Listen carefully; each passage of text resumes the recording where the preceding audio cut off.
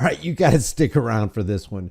Do you remember the story that I did a couple days ago about this cop? His name is Officer Serrano, who acted so thuggish that he seemed like a fake cop, and then it spawned a reaction from the police chief, Gregory M. Thomas, who said that Serrano's conduct displayed in the video, quote, does not reflect the values, ethics, or standards of the Linwood Police Department, and that his conduct was unprofessional and deeply concerning and not representative of the expectations we set for our officers. Well, apparently there's a deep root of corruption within Linwood, not just in the police department. We're going to go over that too, because a couple years ago, something really, really bad happened within the police department. And currently there's some major corruption being uncovered by this local news channel with regard to the mayor and the upper echelon and the people who actually run the city of Linwood. Check this out. South Suburban Mayor, up for re-election next week, is feeling the heat from her residents and questions from our news team. We spent months trying to get a simple answer about her salary. CBS News Chicago's Lauren Victory goes on the hunt for answers. Morning, Mayor Curry. I'm great. This interaction is months in the making. CBS News Chicago heard from residents that Linwood Mayor Jada Curry is taking home nearly triple the amount that's in the budget. Our calls and emails asking for an explanation didn't get us too far, so we took a trip to the south suburb. Can we talk to you about some questions circulating about your salary? We sent over a statement to you all. A statement that led to even more questions about how taxpayer money is being spent in Linwood. More on that after some quick history. In 2021, Jada Curry ran for village president, aka mayor. Well before. And if this video and this story sounds very similar to Tiffany Henyard, you would be right. I cannot believe the level of corruption these people get away with and the amount of money and the paychecks that they cut for themselves on the back of the tax cattle within their village. Keep in mind, the population of Linwood it's less than 10,000. There's only 22 police officers in the entire department for Linwood. And yet these people get away with what looks like extortion at the expense of everybody else, and nobody's going to say anything. For the election, this ordinance drastically reduced the salary of its next to be determined mayor. $85,000 a year dropped to $20,000. We know Curry knew about the pay cut because she was a trustee, and her vote is recorded right here, opposing the $20,000 salary. You just made $93,000. Now fast forward to 2025. Do you have an explanation for that? I'll take your question and follow up with you. Thank you. Curry is running for a second term. I'll take your question and follow up with you equals I'll investigate myself and I'll get back with you and let you know what I found out. Her first mayoral campaign on a platform of transparency. Transparency. Is that what you call ignoring public records requests? CBS News Chicago had to get the Illinois Attorney General involved to compel Linwood to comply with the law. It took the village nearly 2 months to hand over Mayor Curry's payroll records. Here's what we finally learned. Curry brought home almost $100,000 in 2024. She's currently paid to be village president, $20,000, cannabis commissioner, $5,000, liquor commissioner, $10,000. $35,000 in the budget. So where'd the extra cash, more than $60K, come from? What do you say to people that are confused about what you're being paid? I've given you your written response. That written response, mentioned earlier, does account for the additional money. She's paid for meetings, we were told. It's right there on Curry's pay stub, $2,500 every 2 weeks. Wait, a mayor paid for meetings? Well, who's making the decision about these kind of perks of the office that you get paid for extra work that is in fact part of the job description? David Greising spoke to us in general about public official salaries. He heads up the watchdog group, Better Government Association. Typically, the mayor doesn't have the right to raise their own salary. Would you like to sit down for a formal interview? Curry literally closed the door on the opportunity to explain where in the budget it says she's supposed to be paid $65,000 a year to go to meetings. And when they do that, when they close the door on you, when they're not willing to sit down and just have a transparent conversation, it tells you everything you need to know, doesn't it? I mean, if she wasn't guilty of padding her pockets and giving herself a higher salary,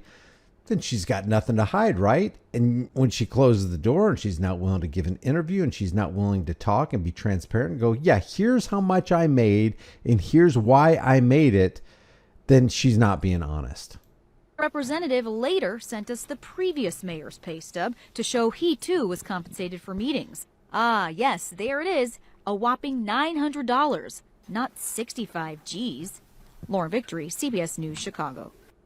Curry's representative tells us her meeting pay is part of a $372,000 allocation labeled administrative salaries. At least one trustee who voted on that same budget tells us she's never heard of meeting pay.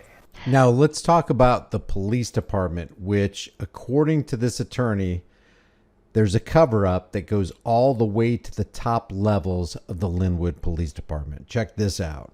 A Linwood police sergeant has been fired for allegedly beating up a handcuffed man, and the village has agreed to pay the victim $500,000.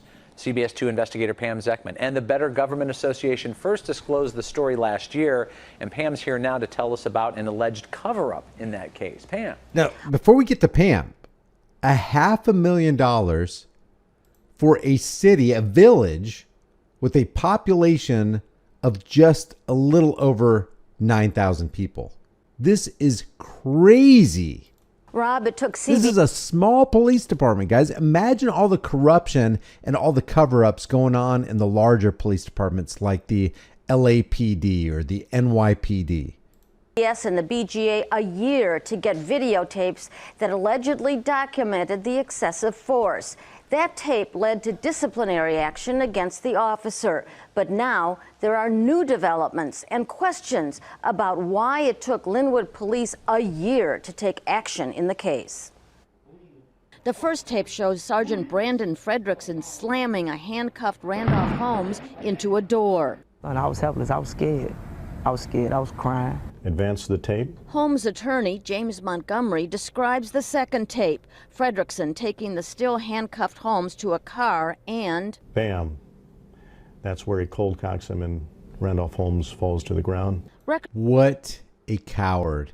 Who in the hell would punch a man in the face who could not defend himself, who has his hands cuffed behind his back? Records show Holmes suffered a concussion and broken nose, but Holmes was charged with aggravated assault for spitting on Fredrickson. He was thrown in jail for a year and prosecuted in an effort to cover up all of this excessive force. I wonder if there's proof that the guy even spit on the officer. Documents and hearing transcripts we obtained show the cover-up apparently began the night Holmes was arrested. Officer Kayvon Karimi, who worked with Fredrickson that night, testified that the sergeant told him he better make the arrest report sound good. Sergeant Fredrickson also asked a dispatcher to show him the punching video over and over again. And then, according to this dispatcher's memo, said, "I just want to make sure it looks like he tripped." So it's, look, this is a chain of corruption. It's not just the guy that abused the man in the handcuffs. It's the other guy, the other cop, who's willing to cover it up. And it goes all the way to the top. It goes up to the upper echelons of this department where the people at the top knew what happened and they didn't do anything about this sergeant or his actions. The guy should have gone to jail for this. Tripping was the initial cover story that he had come up with that night. Montgomery now believes the cover-up went all the way to the top levels of the Village of Linwood Police Department. Karimi also testified that he asked Deputy Chief Terry Schubert to transfer him from Sergeant Fredrickson's supervision because Sergeant Fredrickson was out of control. He said, "I know," and put his head down. If you knew he was out of control, why wasn't anything done about Sergeant Fredrickson much sooner? Okay, I have no comment with this at this time. Was there an attempt to cover it up on your part? No, ma'am. There absolutely was. They have him on record saying, yeah, I know. Yeah, I agree. He's out of control. They have him on record as saying that, and he's going to lie to the camera. These cops are nothing but liars. They're trained to lie. They're trained to engage in deceptive practices, and that's what they're doing right now. The thin blue line will always look out for their own. Michael Mears, police chief at the time, is now on paid administrative leave pending an investigation. The village won't tell us exactly why that is, but we do know there's a lot of questions about the way he handled this altercation. Now the Linwood Police Commission has discharged Fredrickson for aggravated battery and official misconduct and for trying to cover up his pushing and punching of Holmes without justification. Aggravated battery and all you get is a discharge? You don't go to jail? If they caught you on camera committing aggravated battery against an individual, especially a person who couldn't fight back, you're going to jail. Charges against Holmes were dismissed, and his lawsuit was recently settled for $500,000. There would be no justice if it were not for the Channel 2 investigation team and you, because without your persistence, the tape would never have come to light.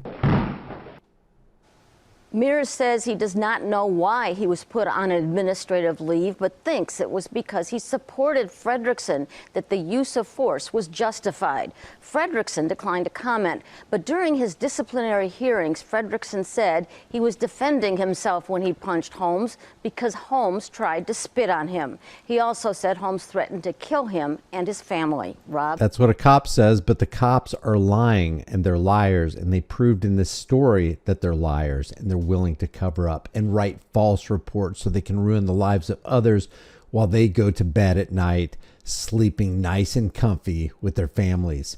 That's the kind of police department the Linwood Police Department is. That's the kind of village the Linwood Village is. They're being run by a bunch of people who are cutting themselves big, healthy checks on the backs of the tax cattle, the population of 9,000 in the Linwood area. So that's the kind of police department that is undergirding the Serranos of this world. If the small police departments, again, 22 officers, if the small departments are this corrupt, if they're that willing to lie on reports and abuse the public like that, imagine how bad the larger departments are. Leave your thoughts about this for the World and the Global Thought Police in the comments section below. How are the police in your area? Have you uncovered any corruption? If you have, email me at contact@highimpactflix.com. The links are in the description. If you want to support this channel, those links are down there too. Grab a shirt, become a channel member. But more importantly, understand what your rights are and be aware of what's going on in your neck of the woods. There's far more corruption going on than we could possibly shake a stick at. I will see you in the next video.